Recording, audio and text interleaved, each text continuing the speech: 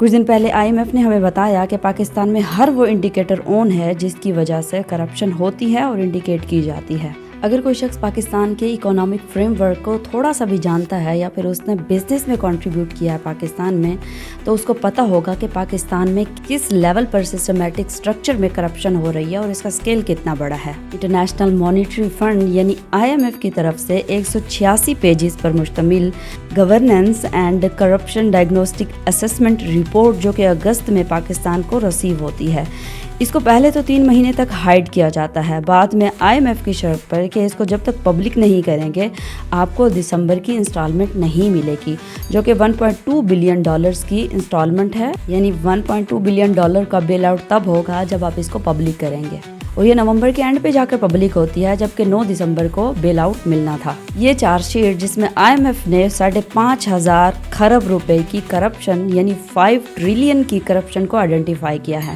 جو total GDP کا 6.5% بنتا ہے۔ اس کے علاوہ صرف ٹیکس کی مد میں ہر سال پاکستان 3.4 ٹریلین لوز کرتا ہے، یعنی 3.4 ٹریلین کی ہر سال پاکستان میں صرف اور صرف ٹیکس پر کرپشن ہوتی ہے۔ یہ چارج شیٹ کوئی پارٹیکولر گورنمنٹ کے خلاف نہیں ہے، بلکہ یہ ہر اس انسٹیٹیوشن کے خلاف ہے جس کا اسٹرکچر کرپشن کے اوپر بیسڈ ہے، اور IMF نے اس کرپشن میں ہر انسٹیٹیوشن کو انوالو کیا ہے اور آئیڈینٹیفائی کیا ہے کہ ہر انسٹیٹیوشن، ہر ادارہ کرپشن میں ملوث ہے اور اس کو بے نقاب کیا ہے۔ پاکستان کا کوئی ادارہ بھی اس کرپشن سے خالی نہیں ہے، پھر چاہے وہ جوڈیشری ہو، بیوروکریسی ہو، پولیٹیشینز ہو یا پھر ملٹری انسٹیٹیوشنز ہوں، یعنی ہر منسٹر، جنرل، کرنل، بیوروکریٹ، ججز، prime minister, president, CM، MNA، MPA یا پھر بڑے بڑے بزنس مین ہو، سب اس میں شامل ہیں، پھر وہ چاہے جس پوسٹ پر بھی ہو۔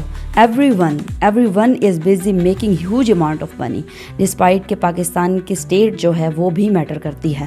یہاں پر بات پولیٹیکل پارٹیز کی نہیں ہو رہی جو ووٹ ہی اسی بیسس پہ لیتے ہیں کہ مخالف پارٹی کرپٹ ہے۔ اس میں ہر وہ ادارہ شامل ہے، ہر وہ انسٹیٹیوٹ شامل ہے جس کا سٹرکچر ہی اس طرح سے بنایا جاتا ہے کہ کرپشن اس میں رچ بس جاتی ہے۔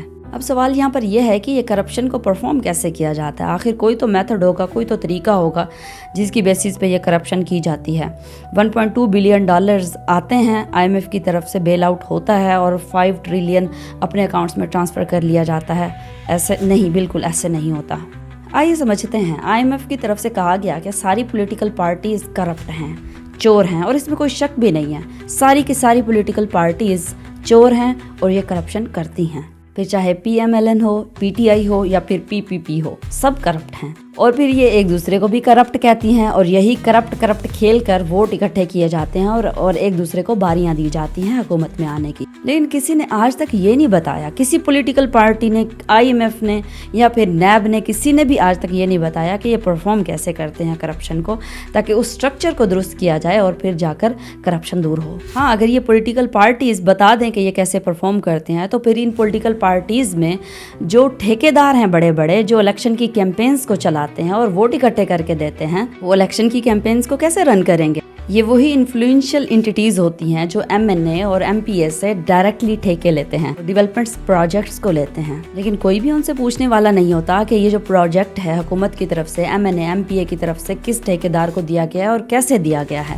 کیسے ایلوکیٹ کیا گیا ہے، کیا ان کی آکشن ہوئی ہے یا نہیں ہوئی، کیونکہ اصل طریقہ کار تو آکشن کا ہوتا ہے نا، کہ جو کم سے کم پیسوں میں اپنا پروجیکٹ کر کے دے گا اسی کو وہ پروجیکٹ ایلوکیٹ کیا جاتا ہے۔ لیکن یہاں پر معاملہ الٹ ہے، اور یہ انفلوئنشل انٹیٹیز فنڈز کو لے کر اور اپنی جیبوں میں سمیٹ لیتے ہیں، اور یہ وہی ایگزیکٹلی طریقہ کار ہے جس کی وجہ سے یہ کرپشن پرفارم کی جاتی ہے پولیٹیکل پارٹیز میں۔ ہر political parties new development projects بناتے ہیں اپنے وقت میں جب وہ حکومت میں ہوتے ہیں، اور ان کے لیے ڈفرینٹ قسم کے فنڈز کو ریز کیا جاتا ہے۔ IMF نے کہا یہ پرابلم ہے کیونکہ یہ لانگ لاسٹنگ نہیں ہے، یہ سسٹین نہیں کرتا ہے، اور ان پروجیکٹس میں فنڈ جو ہوتا ہے اس میں بے ضابطگیاں کی جاتی ہیں اور کرپشن کر لی جاتی ہے بیچ میں سے۔ شریف خاندان تو بہت مشہور ہے، پروفیشنل رجیم کے تحت کرتے کیا ہیں کہ اسپیشل پروفیشنل زون بنائے جاتے ہیں، اور وہ زون کس کو ایلوکیٹ کیے جاتے ہیں؟ اپنے ہی لوگوں کو، اپنے ہی دوستوں کو ایک پروفیشنل ٹریٹمنٹ دینے کے لیے۔ پاکستان میں منسٹر تو چاہتے ہی نہیں ہے کہ لوکل باڈیز پاکستان میں آپریٹ کریں،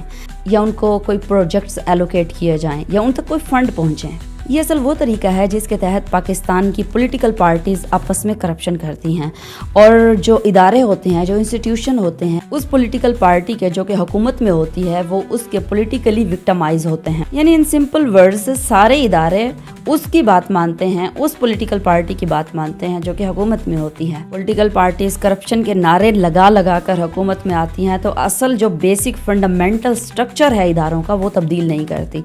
अगर वो तब्दील हो जाए तो फिर करप्शन ना हो, और ये वही बेसिक फंडामेंटल स्ट्रक्चर है इदारों का जिसको अगर तब्दील कर दिया जाए तो करप्शन भी कंट्रोल हो जाएगी। लेकिन ऐसा होता नहीं है। एक पार्टी आती है, अपनी करप्शन करती है, फिर दूसरी की बारी आ जाती है और इस तरह से सर्कल चलता रहता है। पॉलिटिकल पार्टीज तो चेंज होती है, फेसेस तो चेंज होते हैं, लेकिन असल जो स्ट्रक्चर है वो चेंज ना होने की वजह से करप्शन वहीं के वहीं रही रहती है। और रहे वो इदारे जिन्होंने अकाउंटेबिलिटी करनी है, यानी FIA या फिर NAB, जिन्होंने करप्शन को कंट्रोल करना है, वो इस मकसद के लिए बनाए ही नहीं जाते जिसके लिए वो बने होते हैं। उन पर भी हुकूमतों का डंडा होता है, यानी पॉलिटिकली विक्टिमाइज होते हैं। पॉलिटिकल पार्टीज आती हैं, ना तो वो करप्शन को कंट्रोल करती हैं, ना ही इन अदारों को स्ट्रॉन्ग करती हैं कि आगे लाए अमल तैयार किया जाए कि करप्शन ना हो, बल्कि वो करती क्या है, अमेंड करके केसेस को माफ़ करवाया जाता है और फिर एहतसाब तो दूर की बात रह गई। NAB पॉलिटिकली कितनी कंट्रोल्ड है कि PTI के दौर में हुआ ऐसा था कि मिनिस्टर कहते थे कि अगले हफ्ते आपको NAB उठा लेगी। NAB कितनी इंडिपेंडेंट है वो तो यहीं से जाहिर हो रहा है। और NAB को अमेंड करके जो कानून को तब्दील किया जाता है वो ये होता है कि 5 करोड़ की करप्शन अगर किसी की है तो उसके ऊपर रेफरेंस दायर कर सकती है NAB, वरना अगर 1 रुपया भी कम है तो फिर NAB रेफरेंस दायर नहीं कर सकती। अच्छा, कुछ लोगों का ये भी कहना है कि NAB ने रिकवरीज की हैं करप्शन की। हाँ, बिल्कुल की हैं। आप जाकर देख ले कन्वेक्शन रेट को उठा के कि कितनी करप्शन की रिकवरीज की हैं और इसके अगेंस्ट करप्शन कितनी जारी है, कोई मैच ही नहीं है इसका। NAB का जो डेटा है 2023 से 24 तक 50,000 कंप्लेंट्स जो हैं, जिसमें से सिर्फ 2% वेरिफिकेशन को जाकर पहुंचती हैं, उसके अलावा बाकी नहीं पहुंचती। 27th अमेंडमेंट पर बोलने वाले जजेस भी सुन लें कि judiciary one of the 3 corrupt sector in according to the NACP सर्वे। इसका मतलब ये हरगिज़ नहीं है कि 27th अमेंडमेंट के हक में हैं हम, यानी मकसद ये है बात कहने का जिसने आपको इंसाफ देना है, सबसे ज़्यादा करप्ट वो इदारा है। आप थोड़े सा अंदाज़ा लगाएं जाकर कि कितने ज़्यादा केसेस पेंडिंग हैं। हर साल ऑफिस ऑफ ऑडिट जर्नल जो है वो 6000 रिपोर्ट्स को तैयार करता है, लेकिन सब रद्दी की टोकरी में जाता है। यानी रिपोर्ट तैयार हो के PM के पास या फिर प्रेसिडेंट के पास जानी होती है। ये सेम वही तरीका कार है कि मैंने करप्शन किया है और मेरे खिलाफ रिपोर्ट बनी है और चेक भी मैंने करनी है और आगे फिर पार्लियामेंट के फ्लोर पर जानी है, और फिर वो इस वजह से नहीं जाती पार्लियामेंट के फ्लोर पे। वैसे हम आवाम भी नहीं चाहते कि हमारी करप्शन दूर हो, क्योंकि हम अपना काम जल्दी करवाने के लिए इदारों को सिर्फ और सिर्फ रिश्वत दे के अपना काम करवा लेते हैं, और बाकी जो लाइन लगी होती है वो साइड पे लगी रहती है। जिनके पास पैसे नहीं होते, जिनके पास इतना माल देने को नहीं होता, वो फिर जलील होते हैं। SIF को चीफ साहब खुद डील करते हैं, लेकिन मजाल है कि पिछले 2 सालों में कोई रिपोर्ट आई हो। आम आवाम पागल हैं, जाहिल हैं, ना समझने की कोशिश करते हैं, ना सवाल करते हैं, ना कोई अकाउंटेबिलिटी है। और इसी तरह इलीट डोमिनेटेड जो इकोनॉमी है पाकिस्तान में, वो पाकिस्तानी अवाम को नोच नोच कर खाए जा रहे हैं। FBA के चेयरमैन कहते हैं कि जब से मैं आया हूँ कोई करप्शन नहीं हुई। आप IMF की रिपोर्ट उठाकर पढ़ें, आप कोरोना आ जाएगा। आखिर को पाकिस्तान में इतना जुल्म अवाम के साथ हो कैसे रहा है? IMF ने सिर्फ journal negative impact of corruption नहीं बताए या फिर वो इंडिकेटर नहीं बताए कि जिससे करप्शन होती है, बल्कि उन्होंने रिकमेंडेशंस भी दी हैं कि अगर आप इन रिकमेंडेशन को फॉलो अप करते हैं तो आप अपनी करप्शन को ओवरकम कर सकते हैं और हर साल पाकिस्तान की 5 to 6 GDP ग्रोथ हो सकती है। लेकिन हमारा मसला ये है नहीं ना, हमारा जो काम है वो हम करते नहीं ना, हमारा जो मसला है उसको हमने हल नहीं करना।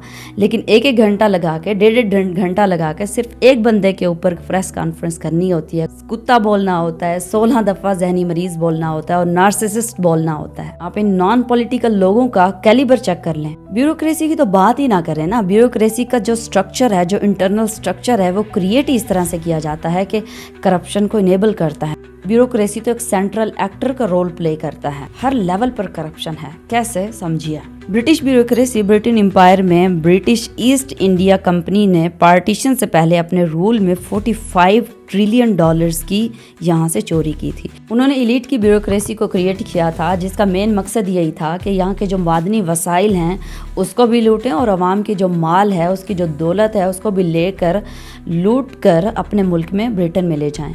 اور آج تک یہی حال ہے اور یہی کام ہے بیوروکریسی کا. یعنی بیوروکریسی کا جو انٹرنل سٹرکچر ہے یہ وہیں سے ہمارا آ رہا ہے اور آج تک وہی چل رہا ہے. اور اس میں آپ سوچ نہیں سکتے کتنی کرپشن ہے. کرپشن کتنی ہے، کرپشن کتنی نہیں ہے، مین مقصد یہ نہیں ہے. مقصد یہ ہے کہ ہم نے جو انسٹیٹیوشنز ہیں، جو ادارے ہیں، ان کو مضبوط بنانا ہے. ان کا جو انٹرنل سٹرکچر ہے اس کو تبدیل کرنا ہے تاکہ کرپشن پر کنٹرول کیا جا سکے. اور وہ ادارے جو کہ کرپشن کی اکاؤنٹیبلٹی کرتے ہیں ان کو انڈیپینڈنٹ بنایا جائے، وہ پولیٹیکلی وکٹمائزڈ نہ ہوں کسی بھی دور میں. اسٹیٹ یہ کام بڑے ایزیلی کر سکتی ہے. وہ جہاں تک لوگوں کو اٹھا سکتے ہیں، مار سکتے ہیں، پیٹ سکتے ہیں، گھروں سے اٹھا کر غائب کر سکتے ہیں، ایجنسیوں کے ہتھے چڑھا سکتے ہیں، بڑا کام وہ کر سکتے ہیں. وہ یہ کام بھی کر سکتے ہیں لیکن وہ کرتے نہیں ہیں. لیکن ان کو یہ لوگ چاہیے in the form of general judges and minister and deep state and all that.